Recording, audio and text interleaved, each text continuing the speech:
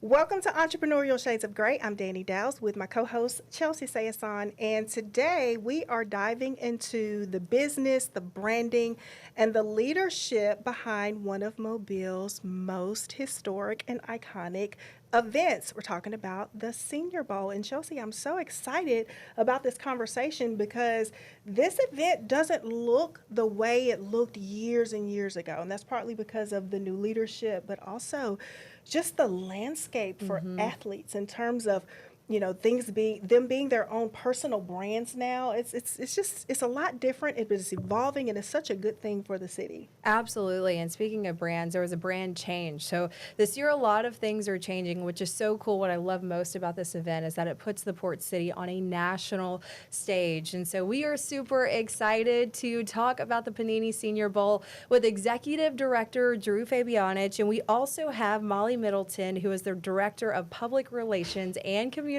Outreach. Guys, thank you so much for being with us today. Thank you for having us. Absolutely. It's a big week, so we're really grateful that you guys are with us in preparation for the big game ahead. Yeah, such a huge week. And before we get into all of that, Drew, you bring so much history to the Senior Bowl. We were chatting a little bit before we started recording about just your background. Fill us in on just why you are the perfect fit to be the executive director for the Senior Bowl. Well, and again, we talked about the background, and each piece of your background in your life kind of lends you, your skill sets build, and you actually develop into something that you weren't when you started. I mean, I'm a coach's kid. I coached for 17 years. I can speak to coaches differently than a lot of people can because I'm one of them. But, I also, when working in, player personnel with the Cowboys for 18 years, I've been through the Senior Bowl and I understand the draft process. I understand about evaluating players.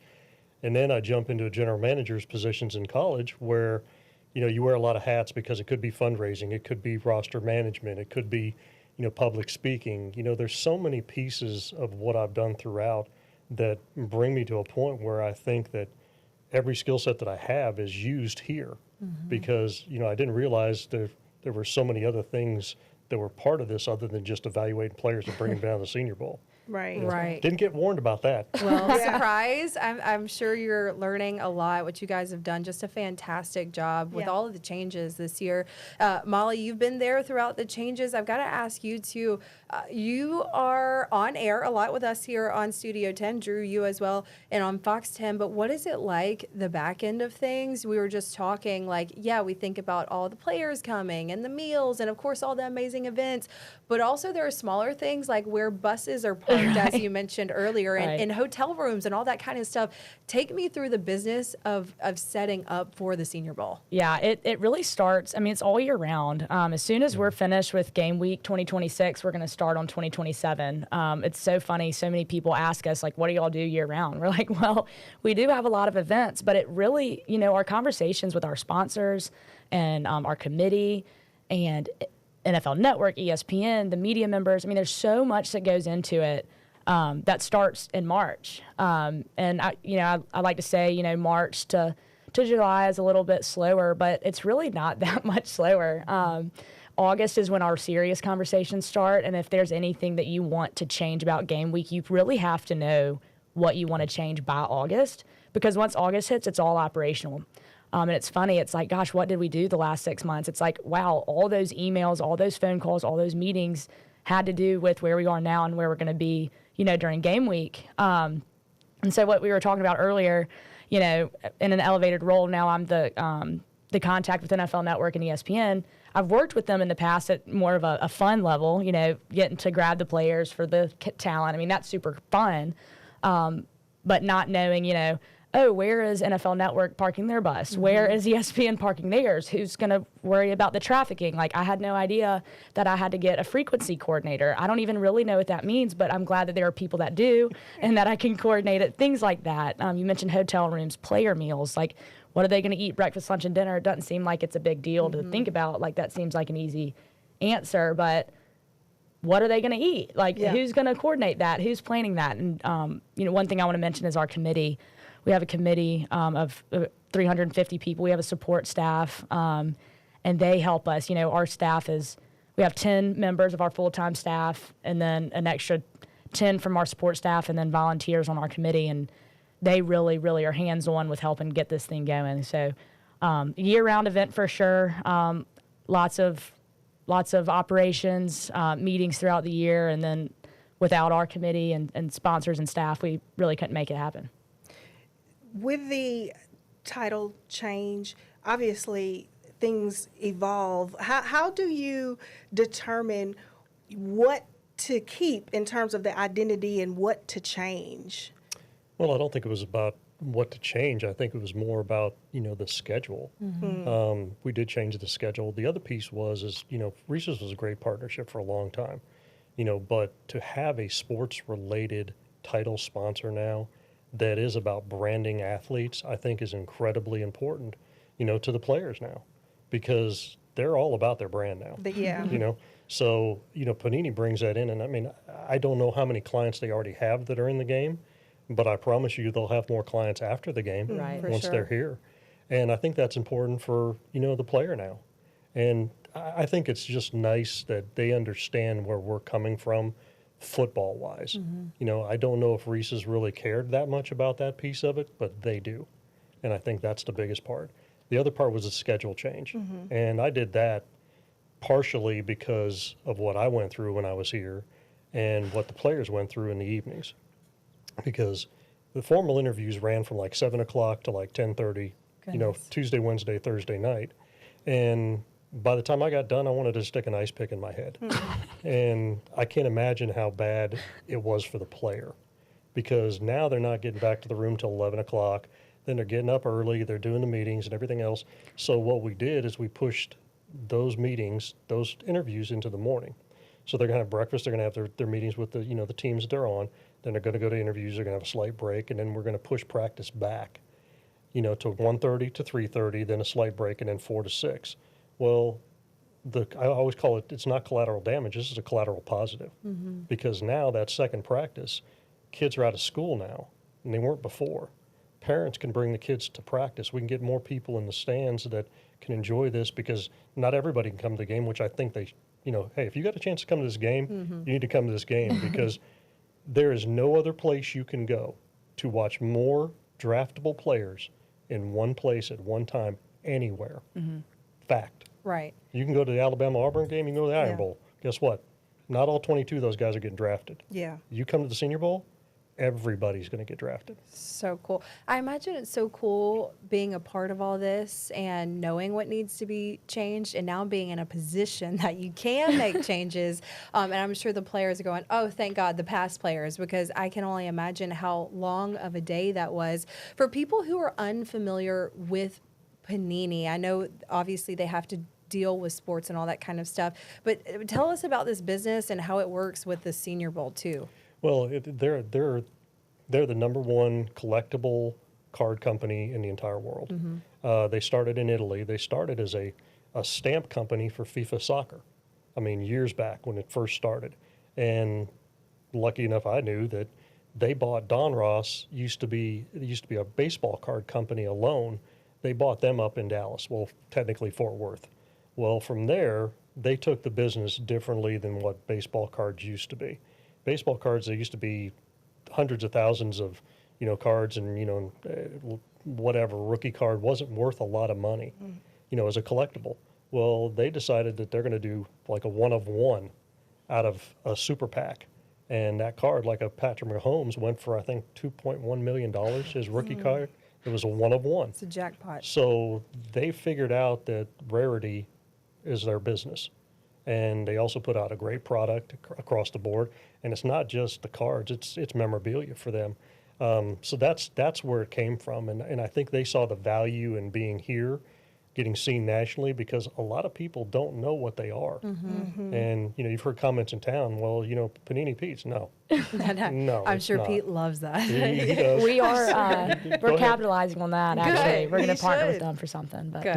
Yeah, Good. she's not going to tell you yet, but yes, we're partnering with them. I'm sure, I imagine Panini's flying through the air on at the Senior Bowl parade. Not I that can see cool, it all. but- Not there. not that cool, but close to it. Okay. Oh, I can't wait. That's awesome. How has NIL changed the way that, or impacted the way that the Senior Bowl addresses athletes in any way? Hadn't changed it, to be honest with you, because this isn't about you're coming down here to get paid. They're already paid. This is about how much value you can gain from playing in this game. And, you know, the perfect example was last year with the Gray Zabel young man that came down here from North Dakota State. Well, the league had him as a top of the third pick, and he ended up going 18th in the first round. Third round pick. From a third round pick Right. to the 18th pick, right? Well, on a 4-year contract, that's $12.2 million of difference. Okay.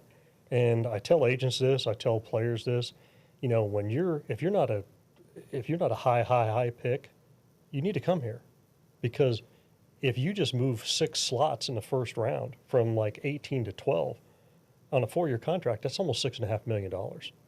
So again, that's why it hasn't changed it, because again, we're not in the business of paying people to play here.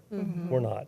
We're in the business of putting the best 140 players out there so the NFL can evaluate them and increase their value by performing in this game. Now, some have performed really well.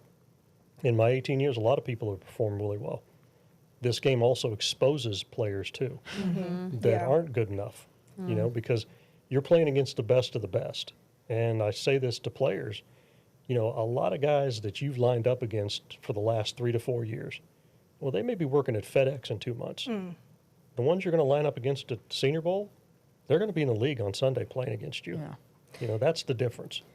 One thing I'll note on the NIL, and Drew, obviously you can speak more on this, but I've just heard conversations like, we're talking about one player specifically right now who just got offered $6 million to go back to school. And it's like, this kid needs to come out and come play in the Senior Bowl. The funny thing is maybe he would get paid $6 million if he went in the first round, but if he's going in the third, he may not be. So it's like, what do? Do you take the $6 million and go to this school, or do you try to, you know, bet on yourself, come play in the Senior Bowl and then make 12, you Well, know? And here's the other piece of it is she's correct. Now, if you are in the first round, that $6 million could only be six picks away from what you were. So if you come in here and increase that, here's the other piece of it. If you take that $6 million and stay for another year in college, that's one less year of you making money in the NFL, where you're going to be making more than you would be then, if you're of that value. Now, if you're a 5th or a 6th round player and you're only going to make $500,000 in the NFL, well, take the guaranteed money and stay in college Right. for one more year. That makes sense if you're going to make 800. And then some of those guys, because here's the other part about it. When you go to the NFL, it's not guaranteed money. You could get cut that first year. You could be cut in training camp. So it's guaranteed money they have in college. So it's a fine line, and they have to decide when and where to go. But you also have to look at, is it going to be generational money or is it going to be short money? For sure. That's the thing. Yeah. It's so much exposure that they're going to get automatically just from being down here. Oh, well, there's 28 general managers already signed up to come down here. Yeah. And one of them's fired. That's why we don't have all of them. And the other two, one in the Rams and one in the Jacksonville, they never come. Yeah. They just don't. They don't see a value in it, which is, I mean, I was in the league for a long time. There's value in it.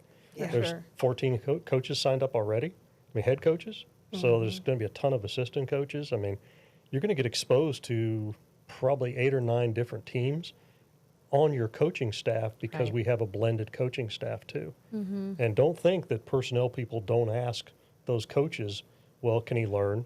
Can he process? Can he play? How does he communicate? I mean, it's a great advantage. I mean, put it this way, we wouldn't have drafted Dak Prescott if we wouldn't have coached him. We wouldn't have.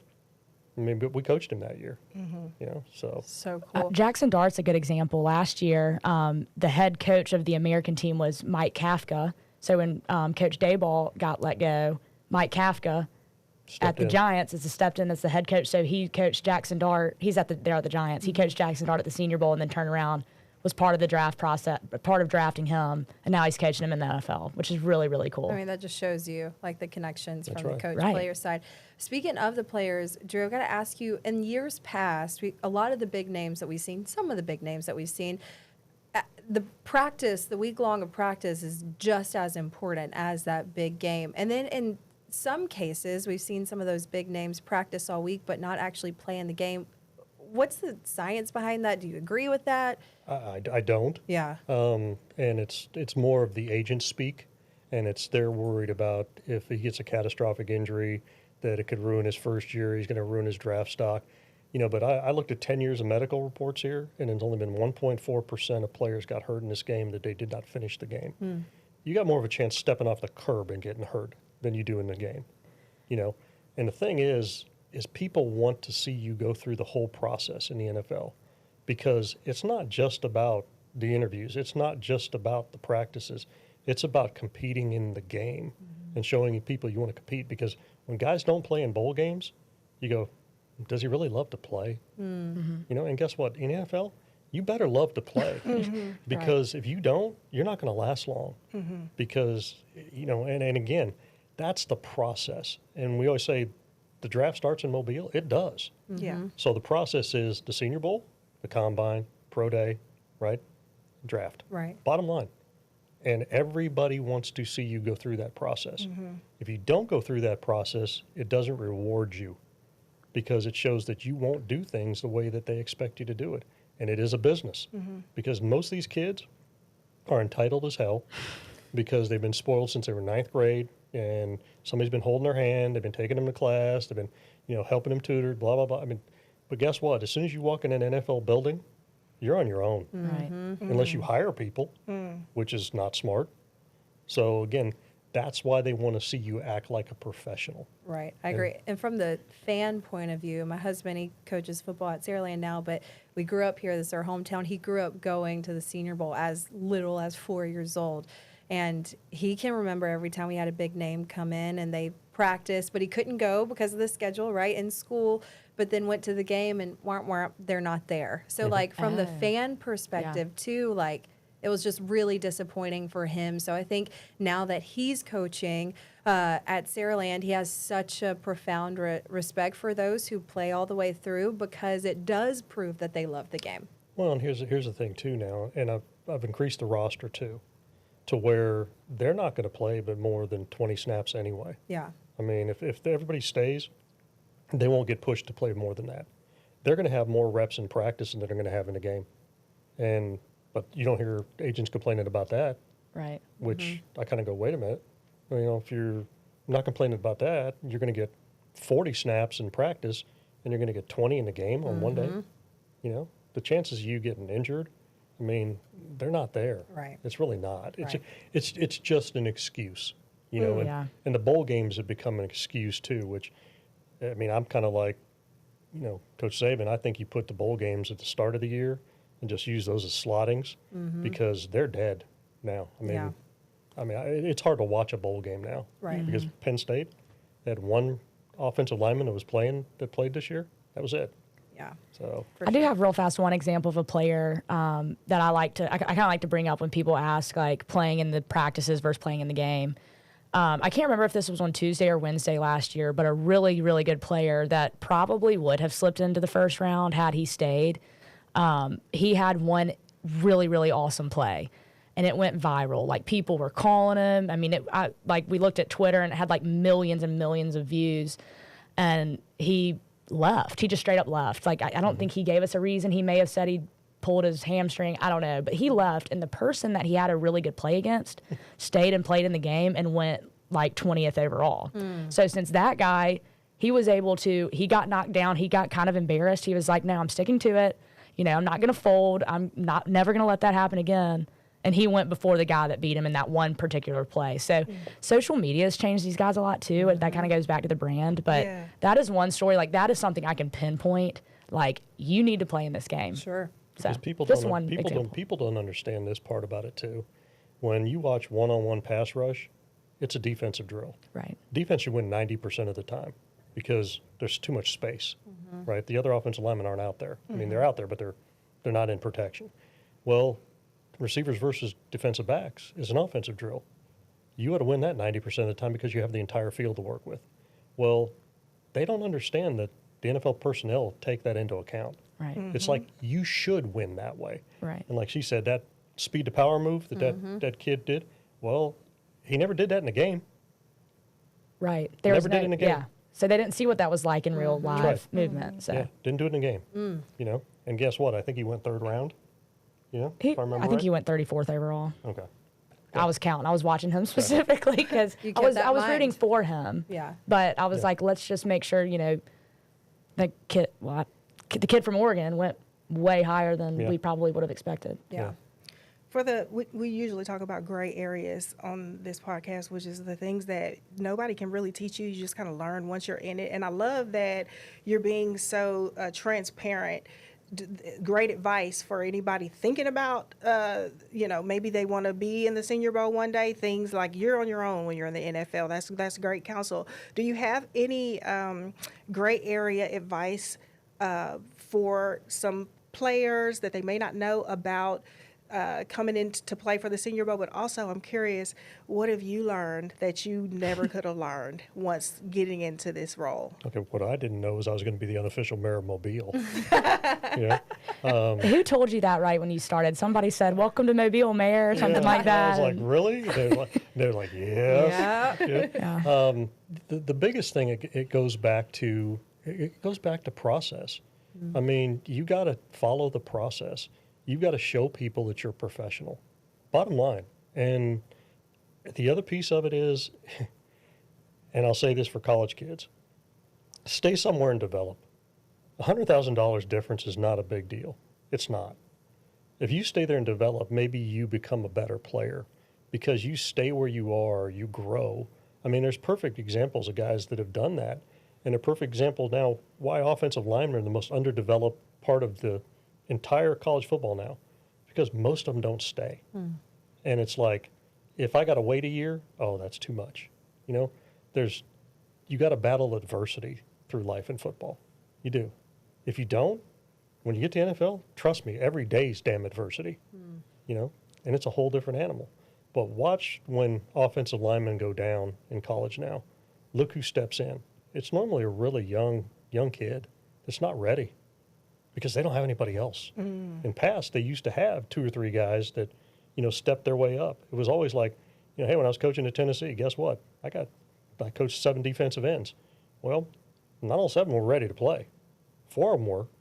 Now, those other 3 played 2 years later. So my piece is always go through the process, be a professional, and actually go through some adversity. Don't walk away and deuces every time you get a chance, because then you never know how to fight. And trust me, when those grown men, you go into that locker room in the NFL, they're grown men. They have kids. That's their job. Okay? If you don't want to fight with them, you're not going to be around long. Yeah. The NFL means not for long. I mean, and it is. It's the average career is 5.5 years. Right. So be Not aware for of things long. like that. Yeah. Not for long. Before we go, Molly, I've got a 2-part question for you. First, let's talk about what a gift this is financially for the Port City to host an event like this. We were talking about hotel rooms, buses.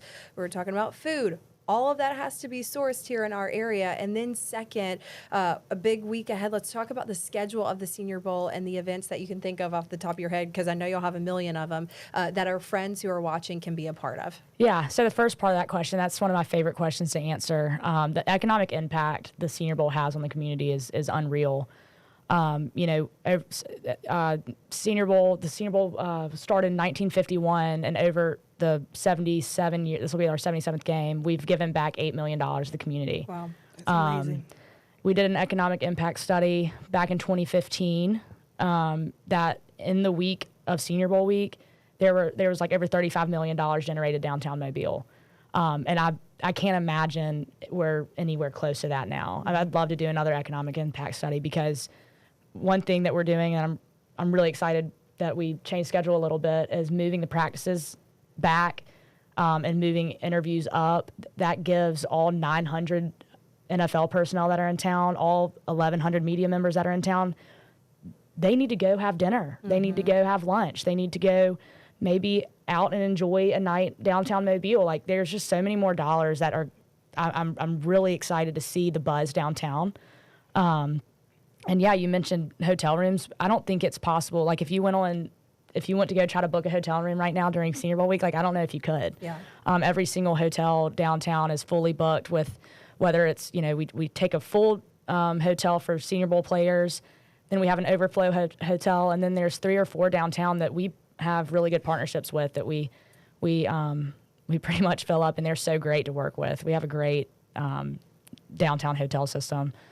And the community aspect of it, I kind of mentioned it, but to me, what it means to have Senior Bowl in Mobile is we're able to give children that maybe don't have as much as other children do. Like we have something that can give them an opportunity to be encouraged by NFL talent. Mm-hmm. And there actually is so much NFL talent that is from the city of Mobile and Baldwin County. Yeah. That, this kid that maybe grew up in an unfortunate situation, like he sees that guy went to the same school that's right down the road from him. Maybe he can, if he, works hard enough and puts his mind to it, like maybe he can grow up and be like him. There's a lot of really good talent in Mobile and Baldwin County. So Mobile's really blessed to have this game, and we are blessed to be a part of it. We've increased the community service day schedule. We're going to 14 different locations. 6 of those are elementary schools, which I think is really important for boys and girls. I mean, it's not just to encourage little boys to be able to go play sports, but it's really, to give everybody some encouragement. We go to hospitals, which is really powerful. And then we do some we go to a veterans home. Really, really special day in Mobile. And I'd love to talk to y'all more about that, maybe on a separate scale one day, so that y'all can get out there and see it. Yeah. I think she's right, but I also think that the game is great to be here, but the community has embraced it like no other place. Mm-hmm. Because just in my time, for those 18 years, the East-West game moved 8 times because nobody goes to the game. Nobody. And this sells out. Mm-hmm. And the community's behind it. And it means something to the community. Like I said, they've embraced this for years. Yeah. Always has. Yeah. And the biggest part of the economic impact was, and correct me if I'm wrong, it was Chris Jennings, right, from Chuck's. He told me that they had one evening off last year, the personnel people did, because they didn't have the Wednesday night was no interviews, yeah. right? Mm-hmm. He said it was the largest business day of the entire year. Yeah. Okay. He said even Mardi Gras, it was higher than Mardi Gras. So I believe it. That tells you something. Yeah, I mean, it's so much opportunity, like you said, for the city, for the players, and just the future of the game. Well, here's the other piece, too, that people don't know. NFL coaches don't have a coaches convention. When we didn't do interviews at night, this used to be the NFL coaches convention. Mm-hmm. And guys would come here and get jobs left and right, because if you wait till the combine, the jobs are already filled. Down here, they're not. So I'll bet you we get a 50% increase in coaches showing up here. Awesome. I bet you we do. I know there'll be more college coaches coming here. I know there'll be personnel people showing up here, from colleges trying to get jobs with, pro teams. Yeah. Because now you can network at night. Mm-hmm. And that's the biggest part of it. Everybody's trying to get jobs. The players, the coaches, everybody. I love it. Yeah. I love it. Hey, before we go, let's talk about some of the events. I know this year people are super excited every year about the concert, of course, about the parade, and then the game itself. When, where, how do we get tickets? Yeah.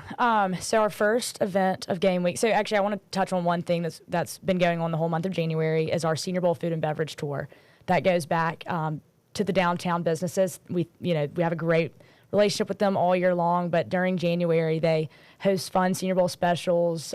Some of them make fun cocktails, desserts, whatever it is. Or if you show the proof of purchase ticket, like, hello, I'm a purchase ticket buyer or whatever, they might give you 10% off your meal, which is really cool that they're willing to do that because they see the value. They see how many more people are moving around downtown during this week. So that's awesome, going all throughout January. So be sure to stop by some of those. You can find that on our website. And then the Panini cook-off thing that we mentioned.